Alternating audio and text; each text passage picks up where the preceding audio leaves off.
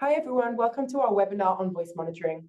We're just going to give people a few moments to join and then we'll get started.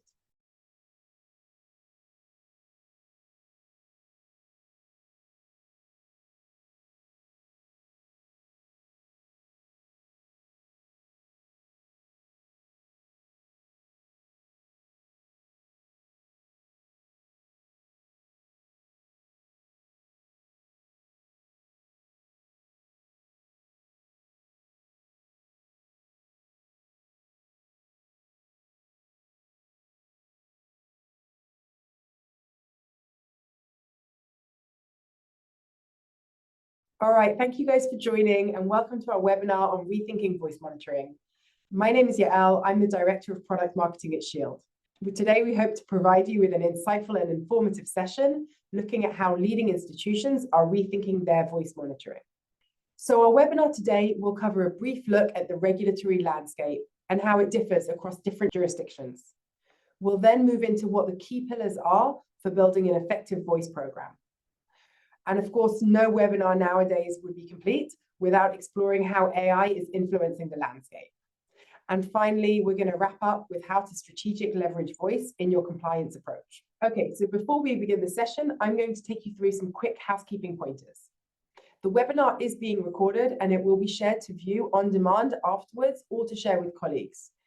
Please note that all attendees are hidden and muted during the webinar, but you can ask questions at any point by typing them straight into the chat, and we are available throughout to answer the questions. We will try to leave time at the end for live questions. However, if we don't get around to your question during the session, we will follow up with you afterwards by email. It's important to note that we're not going to be sharing any promotional content in this webinar, and all speakers are providing opinions that are personal to them. If at any point you do feel like you want to contact Shield to understand more about our voice offering, do feel free to click on the link that's been pinned in the chat. So without further ado, I'm going to hand over to Alex, our esteemed moderator for today, and Shield's Director of Surveillance and Governance Strategy, and he will move forward and introduce our panelists. Over to you, Alex. Great, thanks, Al, and hello, everybody. Really happy to be here. I love this these discussions. I find voice especially interesting because it's one that every time we have this discussion, the details change a bit. It's one of the areas where we continue to see sort of advancement in where the field's going. Now, before we jump into the agenda proper, I always like people to just introduce themselves. You don't need me to say who you are. You know, tell the audience who it is you are. So Raj, Mike, Eren, in that order. If you could just tell us a little bit about yourself, and then we'll jump right into the discussion itself. Thanks, Alex. My name is Raj Dave. I'm the Global Head of Surveillance with Natixis. Natixis is a French investment bank, part of the BPCE group. I've been in the surveillance space since approximately 2008. Started in bank holding company, Reg W surveillance, and moved into e-com, voice, trade, and insider dealing surveillance in 2010, and have been in the space ever since. Hey everyone, I'm Mike Cowell. I'm a senior manager with Deloitte Financial Advisory Services. My core at Deloitte historically was digital forensics and e-discovery, specifically focused on mobile device and cell phone forensics. Around 2018, I started to see how that overlap worked really well with e-communications capture and monitoring from mobile devices, as we moved into a world where phones were being used more and more for general business.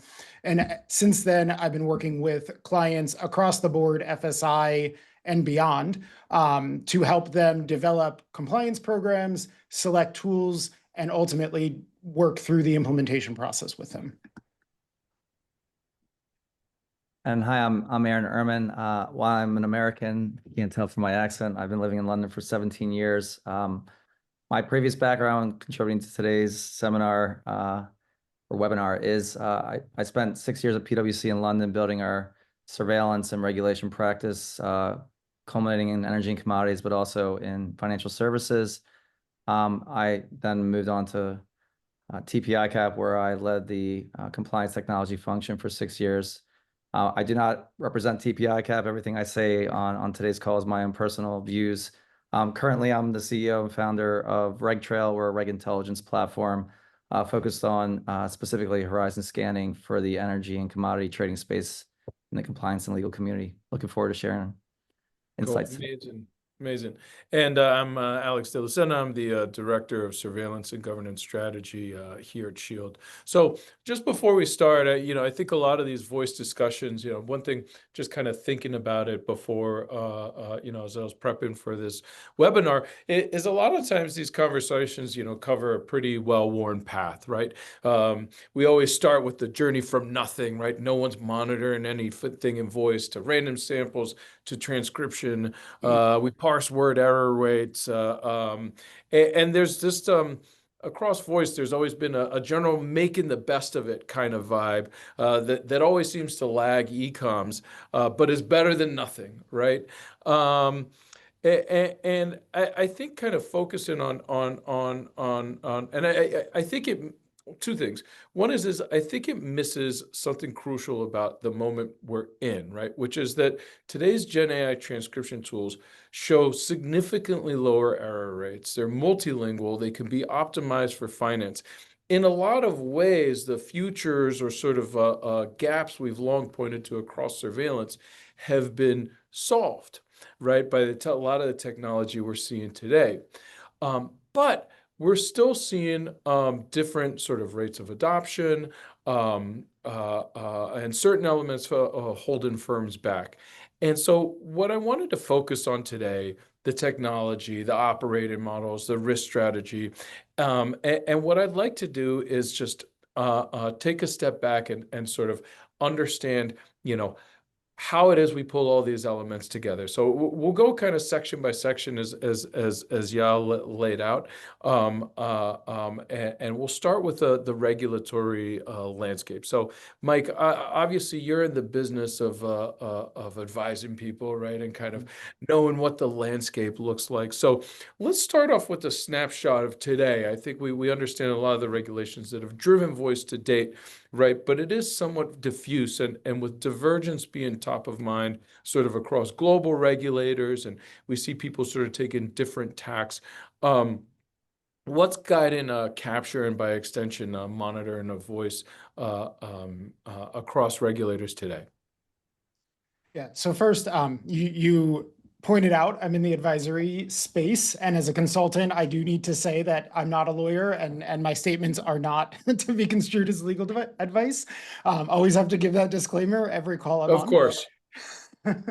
But with US regulation, what we see is CFTC and Dodd-Frank have specific requirements or mandates for swap dealers and for trade reconstruction, but a lot of other e-coms regulation in the US, and this is sort of how I look at it, is vague on purpose. A lot of the regulators expect that firms are making good risk-based decisions to meet the framework that's laid out in the regulation, but they're not giving specifics on necessarily what needs to be done at each step in the process. And with that, what we often see is large multinational financial firms are capturing and surveilling their voice, especially if they do have a swap dealer, because they already have the technology in place. But once you move away from those organizations that are really focused on complying globally with compliance, maybe more US focused firms, or smaller firms that are really getting their feet wet, because it's not detailed out what needs to happen with voice, we often see that it gets captured, but not necessarily monitored. And I think we'll come to this a little bit later as we move towards how Gen AI is really going to make this space sort of easier for everyone. As we get to that point and we see regulators getting that data more often, it's my belief that the regulators are then going to expect that data in all circumstances, sort of flushing out that vagueness to now include it. However, we're not necessarily at that point yet, but I see it very close on the horizon. Okay, and so like if I could parse that, like, so I guess in your view, in your personal view, is there some wiggle room around the is there some wiggle room around the interpretability of the application of monitoring to voice, right? Or is it more just kind of a de facto way, like an organic, we're just kind of following organic adoption, and it isn't that people necessarily made decisions, they just happen to be at different decision points, but on the same journey. Like, is there a distinction there, in your opinion? Yeah, I do think that there is an interpretation factor that goes on.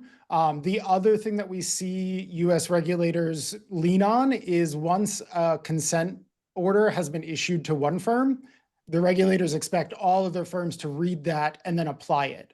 So as we see more and more voice come up in those consent orders, that's when it will be, the gray area will become no longer gray, because Right, we 'cause we know have the these exam's previous coming. orders driving future adoption. Right. And then Eren, over to you. So we know you've been living in London a long time, right? And that means by extension, the UK and EMEA have become much more part of your purview. And so, what does the regulatory landscape look like on your side of the pond? What are regulators saying about voice capture, voice monitoring in the space as you see it? Sure. I mean, I'll keep it short. Hopefully everyone on the call is probably, if they're sitting in seat, understand the regulatory landscape, but primarily it's the market abuse regulation, it's remit for wholesale energy and products, and then it's MiFID.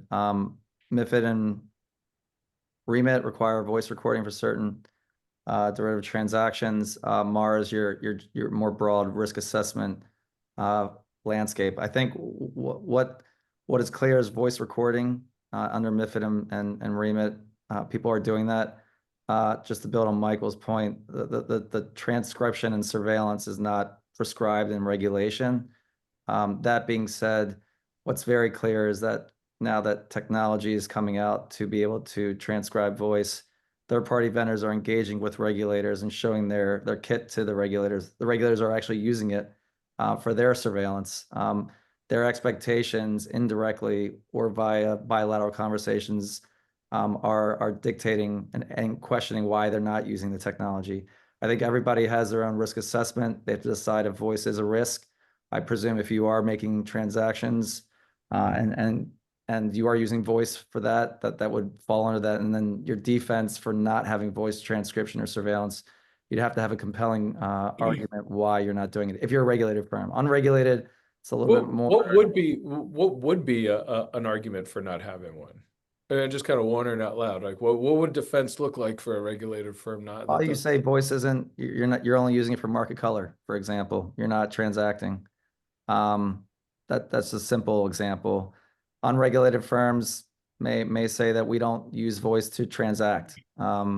It's policied out. So there's different mechanisms for firms to say why while you might use voice for certain components of the pre-trade transaction, you wouldn't use voice to actually transact, and that's where you can draw the line. But right, you thread the needle. No, it's fine. It's fine. Right. I think also just you say regulators. I go one step further to say that while the regulators are having conversations and asking firms and trying to understand, I would argue that a lot of the investment firms already are doing voice proactively. The exchanges are also involved. I mean, you will see in some enforcement decisions where they request not just the trade information, but also the communications. That includes voice and e-coms. And so firms are having to produce that information, usually recording, but that has now, the expectation is starting to shift as well to say, if you're recording voice and you have the transcription, we want to see that too. Sure. I think one thing, though, correct me if I'm wrong, that I think is safe to say is the difference between things in Europe, or especially the UK and the US, is under MiFID especially, you tend to see more groups of people being voice recorded, whereas under Dodd-Frank, you just tend to see individuals being voice recorded, right? And that's kind of one of the complexities around navigating these regulatory differences between, you know, how we see voice recorded and monitored in the US versus the UK, which, Raj, I think that's a great point to kind of bring in, you know, a head of surveillance, right? So here you sit, right? I think we always we generally want our programs to be flat, right, from an operational perspective, because they're easier to maintain, right? The insights you can get out of them, you don't have to justify one side over the other. But how do you balance these different regulatory obligations that are saying, you know, record this guy, but not this guy over here, and over here, you know, giving you whole populations you need to voice record and monitor while leaving others out, right? So what does that decision look like, and that thought, and how do you sort of get comfortable around having a good voice solution in place? No, it's a great question, and I think I'll start with I also I've just recently, I didn't mention this in the intro, but I recently relocated to Paris. So I've been in Paris now for a year. Prior was in New York. So trying to find, Alex, to your point, that middle ground between the different regulatory arbitrage regimes in Europe and in the US. So as someone who's trying to build a global program, 100% agree, is we want to be able to build something that's as consistently applied as possible across the entities in the jurisdictions in which we operate. But I'm learning quite quickly that that's not always possible, and it's outside of your control. For example, here in Europe, privacy is an extremely important topic that needs to be taken into consideration. I think to Eren's point as well, who you can cover, who you can't cover. For example, in France, there are very strong union rules prohibiting certain types of voice recording. You need permission from certain union groups to voice record individuals. There are opt-in clauses that have to be provided as part of employment agreements as well too. So really starting to learn that it's just more than thinking about, you know, here's the people that I want to record and here's the infrastructure that I need. So really have been spending a lot more time with our privacy office, with our technology partners, our legal teams. There's a piece of legislation here, the DORA regime, essentially, which I think Eren was talking about on third-party material outsourcing. There are prescriptive rules in DORA which are far more intense than the US. I'll give you a simple example. The right to audit clause in the US, generally speaking, you have those clauses in those contracts, but in internal audit group, it's never in their mandate or their charter to actually go visit on site a third-party vendor. They'll rely on a third-party firm, a Big Four firm as an example, to perform a review and attestation. Versus in DORA, in my interpretation, there is an obligation that's placed on internal audit groups to actually be able to do their own reviews and not simply rely on third parties. So these are just simple examples when you're trying to negotiate a contract, when you're trying to apply controls to a select group, a team, individuals. All of these things need to be taken into consideration. So with that being said, we try to harmonize and find opportunities where, you know, we can apply the intent of the rule and apply it in a way that makes sense for the firm. It's risk-based. We really need to be thinking about a risk-based type of methodology. We spend a lot of time on risk assessments of teams and individuals based on their activities, who really needs to be in scope. There are some challenges, as you guys know as well, with record keeping and retention.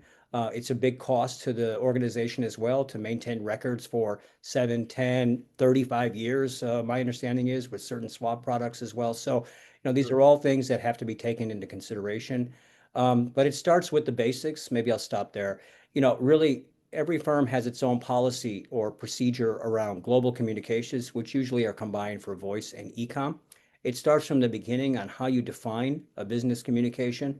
As an example, I've been at some firms where a calendar invite is considered to be a business communication, right? Even if you don't even have a calendar event with a client, it's considered to be a business communication. Now, where does that start with voice? I mean, if you call your wife or you call a personal contact, you know, it's under the recording privilege. Do you need to keep it, maintain it, retain it still, or can you destroy it? So all of these questions are still out there that have to be thought through when you're trying to implement a global program. So hopefully that helps, Alex.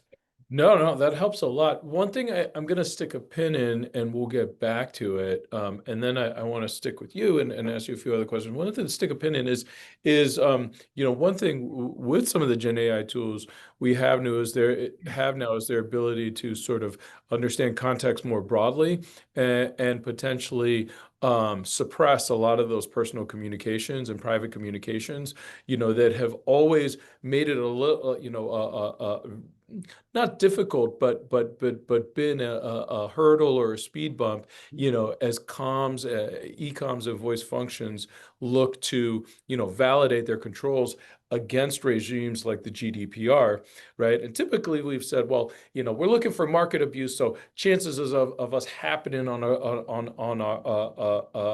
a personal communication are incidental. But as these tools get richer and better, right, they're sort of better equipped to say, well, this is a personal communication. Someone's coming home late. They're telling their partner they want a pizza, and they're going to hit the gym before they get home, or whatever it is, right? And we have the ability to suppress these. But we'll get to that. I want to talk first about just moving from, what the move, from regulatory compliance and sort of taking all these inputs in from different regulators, and how that becomes a capability, right? How we kind of turn that into a program. So, Raj, we'll start with you, just because you're managing a program, but it's really just for anyone here to kind of jump in. So what, are the most important pillars for setting up a voice program? Happy to start us off and then open it up. I think more importantly, the most important part is, one, you need to understand your businesses. You need to understand what type of regulatory construct or framework you're under, whether you be a broker dealer, a swap dealer, a securities-based swap dealer, an FCM, how you're set up in different jurisdictional entities. So it starts with the regulatory, I think, regime in which you're under, because at the end of the day, you want to ensure that you're meeting and managing your regulatory risk.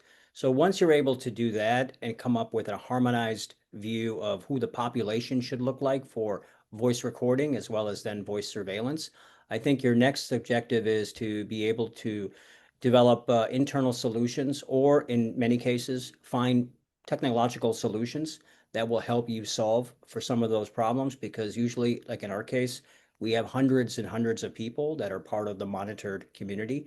And if you think about the amount of data that's being generated, it's in the terabytes at a minimum. So how do we get our hands around that volume of data? How do we make sure that it's recorded? I mean, I think one thing, we jump to surveillance, but I always use the chain analogy. We're at the end of the chain. If the records to begin with are not being captured adequately, if we don't have all the COBO devices recorded, maintained, we don't have mobile carriers providing us the requisite information, we don't have all the channels that people are speaking on, Teams as an example, ingested into our vault system, we're only as good as the data that's available to us upstream. So it all falls into this chain of governance that needs to be put in place. So we need to have the right parties upstream from the various respective areas involved in the process end to end. And I think that's where a lot of people fail, is they think, let's just put a new tool in to solve the problem at the end of the chain, but they fail to realize that they have so many gaps upstream. And no matter what tool you put in place, you're still going to have those gaps. You're still going to have the false positives, the data quality issues, all the things that people generally suffer with. So really thinking holistically end to end about how you want to maximize the surveillance piece is another thing that I think it's very important to think about early on when you're thinking about what direction you want to go in. And then the last thing I would just emphasize is, keeping in mind, it's a great point Mike raised around expectations. I have never been part of an exam, quite honestly, where it was not expected that you had a voice surveillance program. I think in today's world, if you have data that you're recording and you're record keeping, you're storing, there's kind of an expectation that you're monitoring, you're doing some form of monitoring on it. So I think you don't even have a defense. I've never even tried. I'll try it. I would try it, but I would never even try it. Okay, we'll have another very short webinar where you come back and tell us how that went. Mike, I see you nodding your head. So, we have some pillars, but I don't know if we have a full structure yet. So if you could kind of fill it out for us. Yeah, so Raj touched on the concept of understanding your channels and understanding where the data is actually coming from. And whenever I'm given a soapbox, I love to get on it on this topic, because it's the hardest piece for me to get some of my clients to fully understand, and especially when it comes to a cell phone or a mobile device, is there isn't a one magic solution to capture every channel. A lot of people think of a cell phone as a single endpoint, and if you put something on that phone, you're going to capture everything. But if you think about today's landscape of communication, You can call me on my phone directly. You can call my Teams phone number to get it routed to my phone. You can call me on Teams, which doesn't even go over the phone. However, it still comes to my cell phone. And what I often see as far as a blind spot goes is we solved for the cell phone, when the And the desk actual phone. answer was we solved for one application on the cell phone, and every other application needs to be solved for individually. I often tell people, think about a phone as a box of channels, and you have to solve for every single app individually. You might have a solution that covers multiple apps, but you can't assume that. And that tends to be one of the pitfalls that I see people fall into, is thinking, oh, we bought this great product, we installed it on the phone, we're getting the text messages, we're getting the native phone calls, and then an investigation comes around and you find that everyone's been calling on WhatsApp because it's easier. And that's Or out you're of not view. capturing voice notes, or you're capturing voice notes but not transcribing them. Yep, Right. exactly. Cool. Eren, anything else you would add? Yeah, I would. I mean, I'm coming at it from a slightly different role. I think it depends on where people are on their journey, but if you are just starting, I think just the headline, voice is a cross-functional change transformation in an organization.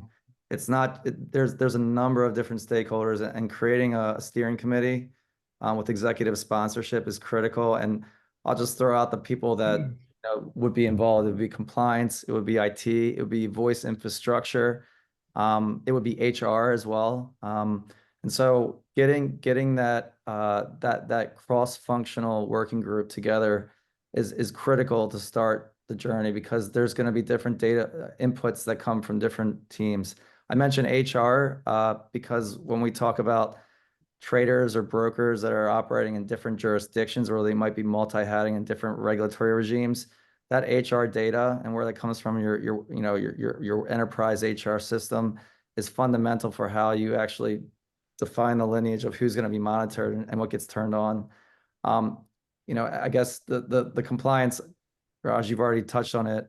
The channels, Michael, you've touched on completeness.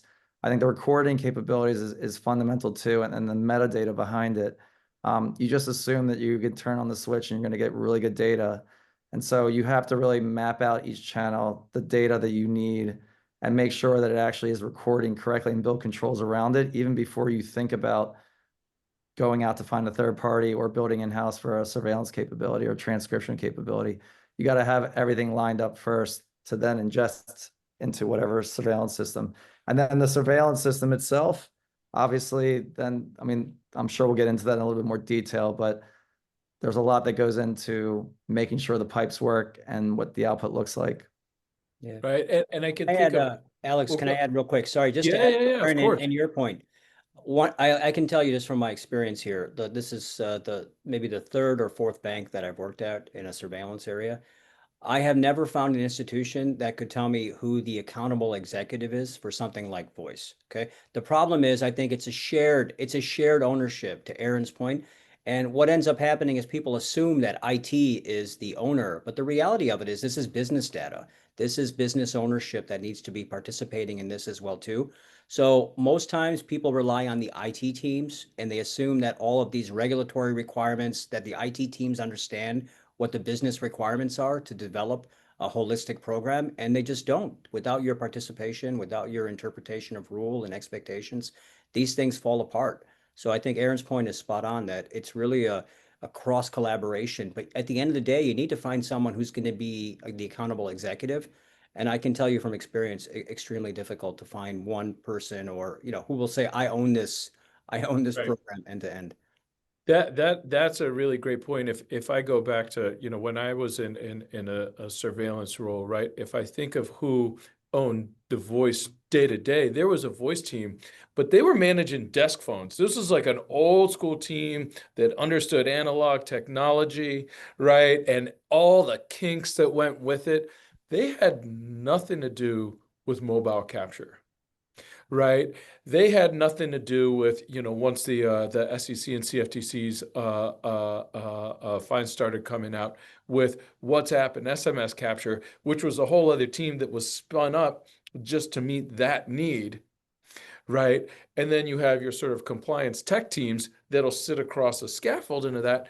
But they don't, here's another thing that would come up is like things like the quality of the recording. Now, this is another one of these things that is a little more moot with Gen AI transcription, but with kind of more legacy surveillance platforms that are using older methods of transcription, if the quality of the recording, so that the rate it's compressed at, right, is too high, then it's actually hard to get a good transcription out of it.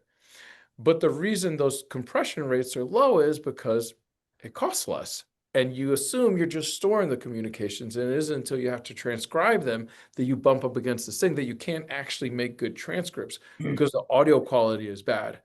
So who has to approve that cost, right? Because the tech guys overseeing those landlines want nothing to do with it, right? Their day-to-day is fixed, right? And now it's got to go up to, you know, this sort of nebulous executive sponsor. So I think that's a really great point, Raj. I think, Eren, back to you. I think one of the things, you know, one of the really good points you talked about when we were first prepping for this call was that a lot of education comes with voice too, right? That it's this opportunity, right, to, I think, kind of bring some of these stakeholders together. And I think maybe let's use that as a segue. We'll talk about kind of what that education, what the elements of that education are. And I think we've touched on some, and that'll kind of help us switch into kind of what a good program actually looks like, you know, once you've kind of brought these people together and kind of educated them. So what does that education piece look like, Eren? Well, I think just getting a current state view of what's happening in the organization and just being able to articulate that to explain the exposure the firm has and the risk that it's wearing. And you'd be surprised when you lift the hood up that you go into a corner and there's a desk doing something and you just find out. So there's that roadshow of finding out the inventory does take time. And that's the starting point. That in and of itself is education to see who's using what. The second education point is helping people understand what voice monitoring is as a capability, why it's important, and influencing them why there's a business case to invest in this. And that's more at the exec level than it is the people in compliance or IT that know that this is a risk already. But there's a storytelling behind that. And again, people will say this is a cost. Why is this getting on the books? How do we minimize this cost? You know, that's just standard business operating procedure. But you have the role and responsibility to educate in that. And then the third thing is trying to help them understand the value that it brings to the organization beyond just the compliance. And there's a business partnering element, there's a conduct and culture element, there's front office potential opportunities with analytics or using the data for other use cases. So that is all culminating in the business case that helps people understand it's not just a point in time, click a button, start transcribing and monitoring, but there's a lot of opportunities to come with it. Cool.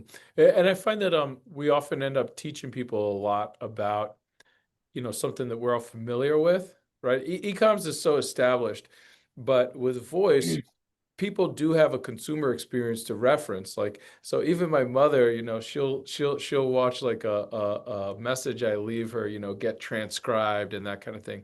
So I find that also there's this sort of education piece that goes into explaining the tech, but this consumer experience where you can actually close the gap if you can make it relatable. Mike, let's kind of transition into kind of the programs, right? Mhm. Right. What surveillance across voice looks like in production. What are some of the traditional elements of those have been, you know, random samples. There's shops that have transcription in place. There's lexicon. What are the component pieces of a program? And then probably open it up again, but also what makes a good program? Mhm. So first, on the topic of a good program, I want to echo what was just spoken about, where you have this cross-functional team. What I've seen, and I think has been expressed already on this call, is the most successful firms and businesses out there understand that You can't just have compliance legal lobbing things over the fence to IT, and IT just magically figures it out and everyone's happy and moves forward. So it's really having that team that comes together. Business representatives are discussing what they need. IT is opining on what is technically possible. And then you've got legal, HR, and compliance in the room to really talk about what is required so that they can find that happy medium. Because I think, and Raj and Eren have probably seen this as well, if it's just thrown to IT and it works, and IT doesn't actually understand the rationale behind it, or they don't have a touch point on a regular basis with legal and compliance teams to actually talk about what is needed versus what the business is saying they want to use, you end up in really sort of odd situations, or in some cases, everything is captured well, but you end up with 30 different tools, each doing a micro piece of what could be done. And we run into sort of data format, compression, all different issues where it's not consistently coming through. Plus, you're spending a lot of money on many tools when potentially there is a way to tie that together if you have these teams communicating on a regular basis and then owning the process, not just sort of in the consulting world, filling out a ticket and hoping someone down the line does the right thing.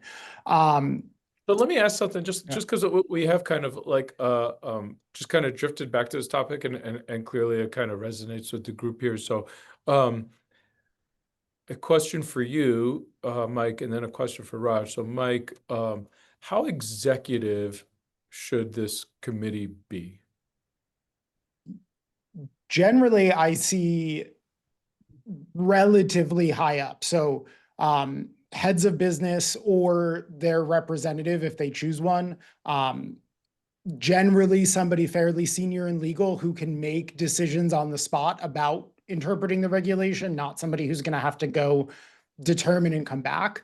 And then with IT, this is expensive. That's what we've been talking about to this point. This balloons in cost very, very quickly as you want to bring on more channels. You want to meet your clients where they are, which means you're using WhatsApp if you're working in Central America. You might be using WeChat in China. That getting all of that and that knowledge together along with the spend does require a pretty high seat in the organization. I wouldn't necessarily think you have, C-suite on this panel, but you're getting pretty close to the decision makers in the organization, because as quickly as technology moves, you need these decisions and the spend to be able to be actioned pretty rapidly. Okay, and then Raj, quickly to you, is there a role and a vertical, within FSIs that would be the ideal sponsor? Yeah, my experience is we have our legal team. So to Mike's point, but the CISO, right? The chief data officer, at the end of the day, someone who's at that level who understands what the requirements are, what the challenges are, I think also is an important ally to have on a program like this. If I could just spend a second, because I think the world is changing, quite honestly. We were just having this conversation around, show me the return on my investment, right? This is not something in compliance I've ever had to answer. I mean, for the last 15 years, you pull up the Wall Street Journal and show people an article and say, hey, this could be us, and let's just spend money, money, money. And the world is kind of shifting. The regulatory changes are coming. It's becoming somewhat less regulated in certain jurisdictions where people are more hands-off. So with that being said, people are challenging much more the investments we're making on these compliance tools. So you're being forced to kind of think about, what is the return on this investment that I'm making? What are the other use cases? Possibly, to Mike's point, can I converge different groups that are doing similar functions? Can they all use this tool collectively? Show me that you can make improvements with AI on your headcount numbers. Can you flatline your team rather than keep hiring people, to review false alerts and false positives? So these are all questions that I'm getting now as we're thinking about investments and spending money. And the old adage of, it's in the Wall Street Journal doesn't really fly anymore. You really have to put strong business cases. Now, one of the other things that we unfortunately have measured ourselves against historically are the number of store filings or suspicious activity report filings.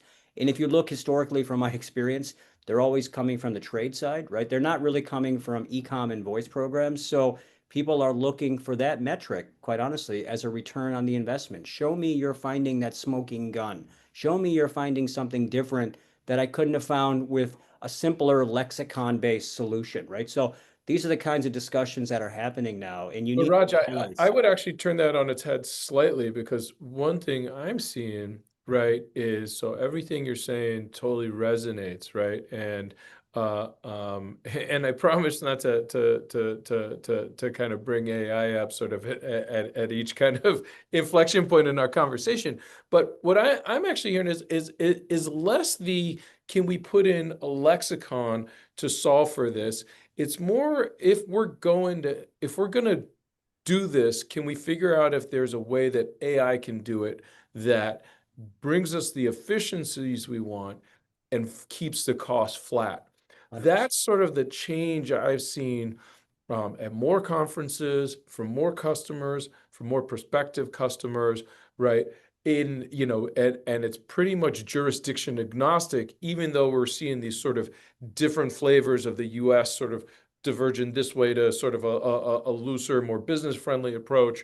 Europe kind of hardening, UK somewhere in the middle, right? But the message across each of them has been, okay, if we're going to do this, and you say there's AI here, right? Is that going to make us more efficient, right? And can we keep costs flat? And less of the like, hey, are we sure you actually need us to do anything, right? It's kind of, how do we solve for everything at once? Yeah. Um, Yeah, agree. And it's FOMO, Alex. I mean, if I could add, like, I think the last 5 years, people they read about AI at the surface, the periphery. They know that AI can help them in certain areas. So it's a fear of missing out. People maybe really didn't think, to your point, around what the use cases were and how we're going to benefit from this. It was more of a fear of missing out. And I think that it's kind of, I agree with you 100%. It's less around now, especially with tier one banks. I work at more of a tier two investment bank. So it's a little bit interesting as well, too, because tier one banks are operating globally, almost every jurisdiction, almost every regulator. I think at one point I counted 300 regulators at one of the banks I worked for that were asking, that we were under the purview of. So it's less regulatory. I think it's more now becoming, show me that my investment is going to yield some value. And just saying that you won't be in the newspaper or you're going to avoid a fine. This is just some of the stuff that historically right. was easy. It's so not as easy. resonant. I Exactly. think, so maybe let's just fast forward, because I think, we've been having a great discussion, right? So we're kind of covering, I think, a lot of stuff at Clip. So instead of being a kind of a little too sort of formulaic here, I want to maybe just fast forward to some of these AI capabilities then. And Mike, I know when we first talked, it was something you kind of jumped right into, right? So with kind of what today's day-to-day voice programs look like, can you talk about sort of the delta between where programs are at, where the AI is at, and kind of and we could start to talk about how we kind of bridge that gap. Yeah.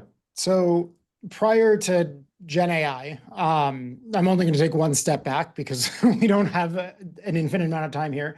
But if we go back one step to machine learning models and natural language processing, you often had to pick a language, you had to pick sometimes a specialty and do training yourself, or pick a vendor who has trained the model in the language that you're believing people are going to speak, talking about the topics that make sense to their services, to what they're selling.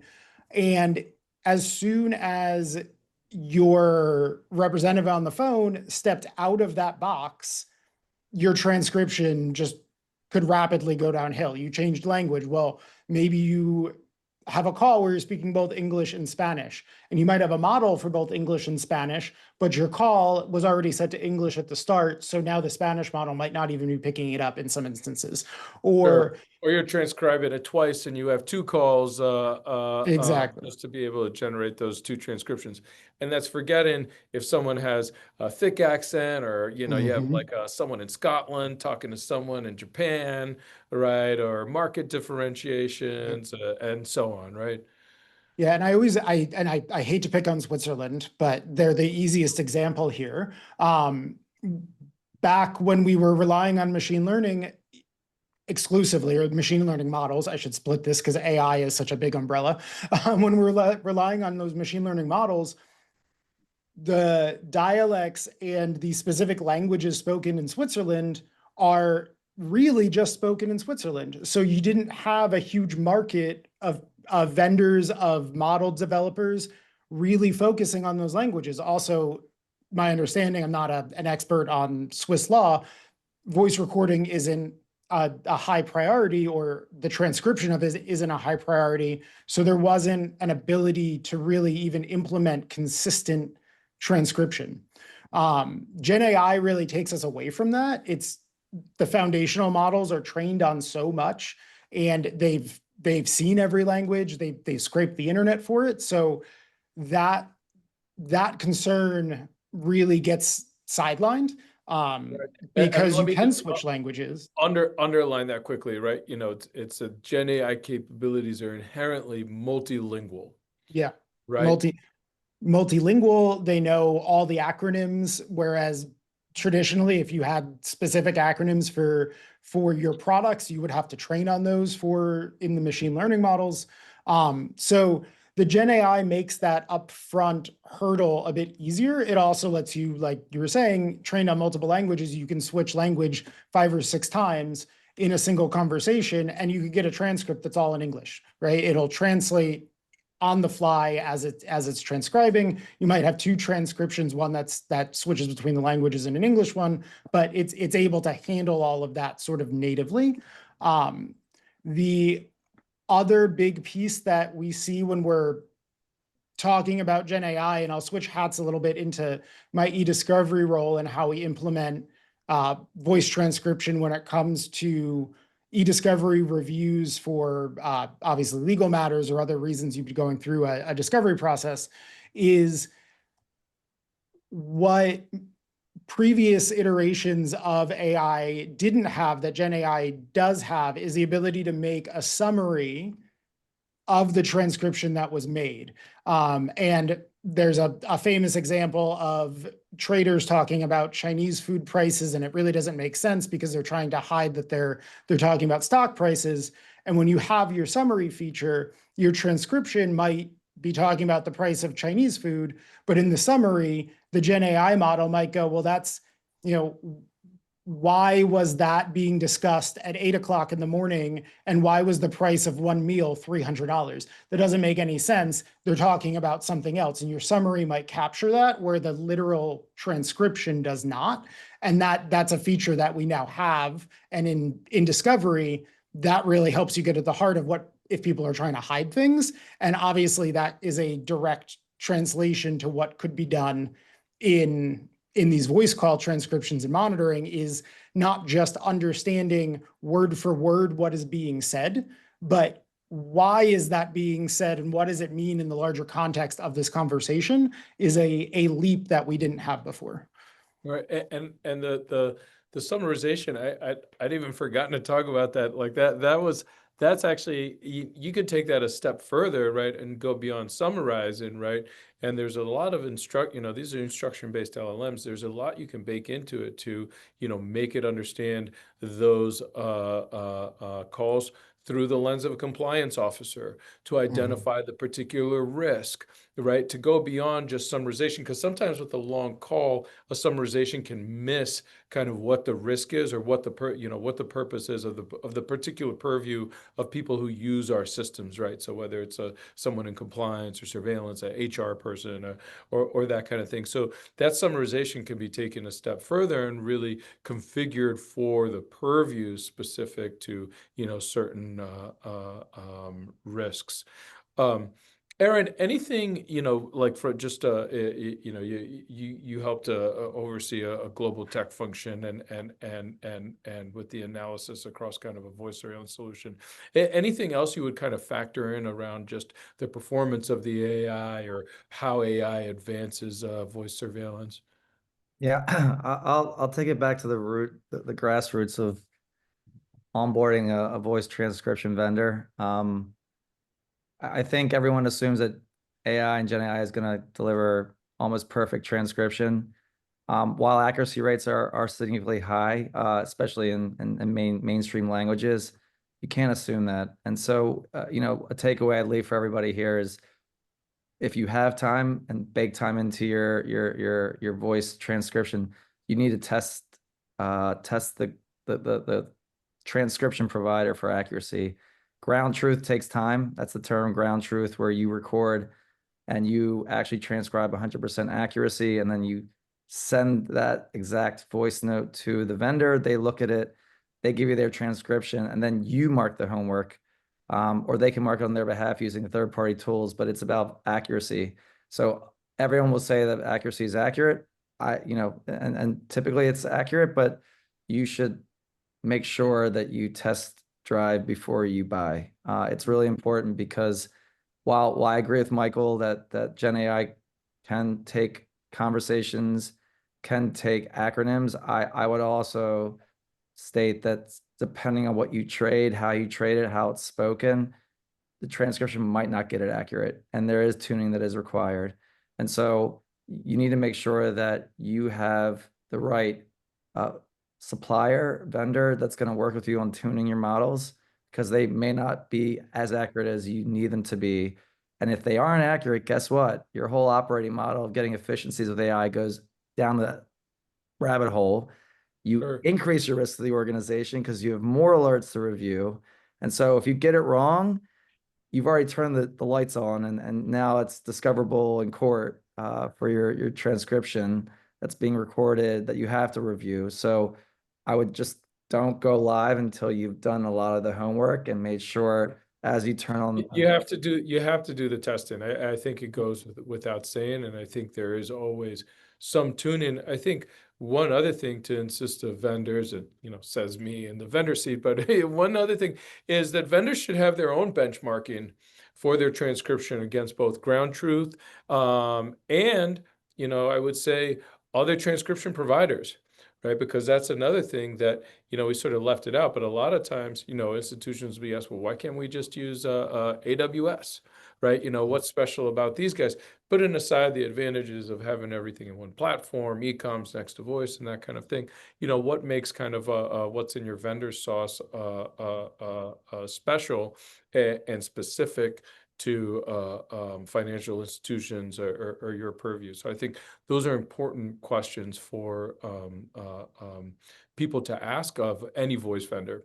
Rod, one thing. One thing, Alex, Yeah. sorry to just jump in No, there too. no. Well, please jump in.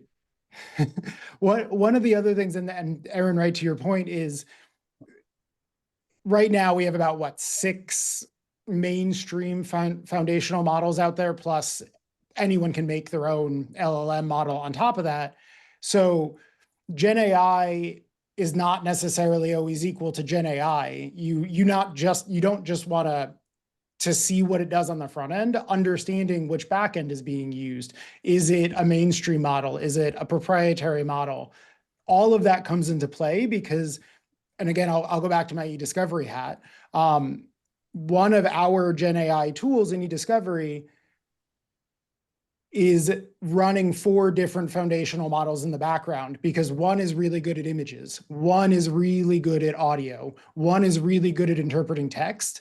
And we know that when we're sending images, we use one, when we're sending audio, we use another. And I don't believe that it's fully understood that every foundational model has a pro and a con. It does one thing really well, it does something else really bad.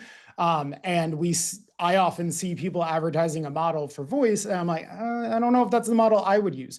So sort of having that understanding as well, on top of just, is it accurate or how is it comparing to others, also helps you drive what's going to happen in the future. Because if you know one foundational model has been particularly interested in images, well, 4 generations of our transcription software down the line, does it make sense that that's the model being used? Maybe it does, but that's Sure. something that we need to Right. be on top of. And I would add revisiting those decisions sort of down the line too, right? So we see customers that have controls in place, that ask of their vendors, right, to sort of say essentially like, is your solution still good?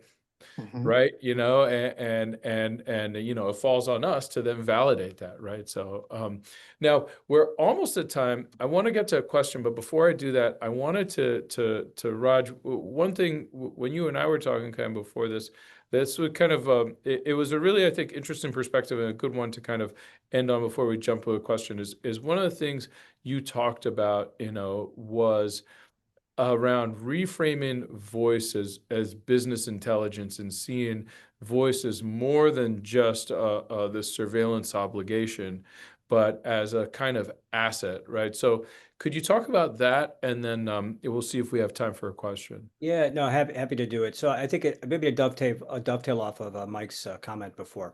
So if you think of voice as a strategic asset, there are multiple use cases that could be explored with that data, with that information. And I know when we spoke, and the way I think about this is, what other groups in my firm or in this institution are relying on voice as an example to perform their day-to-day. So we have large retail banking operations as an example. They do quality of service reviews, metrics with their interactions of their customers, payment centers, customer contact that may be going on. I know within our firm, we have a large legal team, right? That's looking, to Mike's point, around legal records, transcriptions. I can tell you historically, we used to have to call a third-party law firm because we couldn't rely on our own internal systems and the transcription when asked. So that's another use case that probably could be explored. We have other teams that are listening to voice records, looking for voice trading activity, right? So there are a whole bunch of different use cases, is the point, in which the solutions that we're talking about, the technology, the generative AI technology, can be deployed. But I think it's imperative of us as surveillance officers. This goes back to the whole ROI discussion around, trying to explore those use cases, trying to see whether there are other stakeholders in the organization that could benefit from the tools and what we're talking about here. I think is critical as well to get buy-in, to get support, to get the funding you need to implement the solutions. I think the more the merrier is the approach I take, where you can start to get more teams leveraged onto single sources to be able to pull data from. So yeah, I think there's a great opportunity, I think, for many financial services firms to be able to use this data in a manner which is just beyond compliance, just beyond surveillance. Even and Eren may know this, like voice bioprints, right? I mean, why we have such a hard time identifying who's speaking to who, what phone number is this? You can use Biometrics. bioprints. Yeah, biometrics. There's so many interesting things that you can try to do. Voice is my password, and then identifying. Yeah. Cool. All right. So it sounds like we could totally talk like a whole other hour, right? It feels like we just got started. I think, Raj, Eren, I think just to that last point, I think, I think a through line through this, right? But, I think if I were to draw a through line from how we get to this sort of tech moment that we've arrived at, right? I think is sort of this this community we bring together, right, to make the case for that change, right? And I think, Raj, one of the things you guys are outlining is that there are opportunities beyond just surveillance, right, that can help pad that case and also put firms on a future footing, right, as we continue to see sort of advancements in the tech across voice. I should say we're out of time, so there were some questions coming in the chat, and so we've been answering those as they've been coming in, and we'll email anyone where we weren't able to get to it. Other than that, I wanted to thank Raj Dave, Mike Cowell, Eren Erman. This has been a really, really great discussion, and so thank you everyone for joining Rethinking Voice Monitoring. Have a great day. Thank you. Thanks, everybody. Thanks, Alex, for hosting. Bye. Thanks, everyone.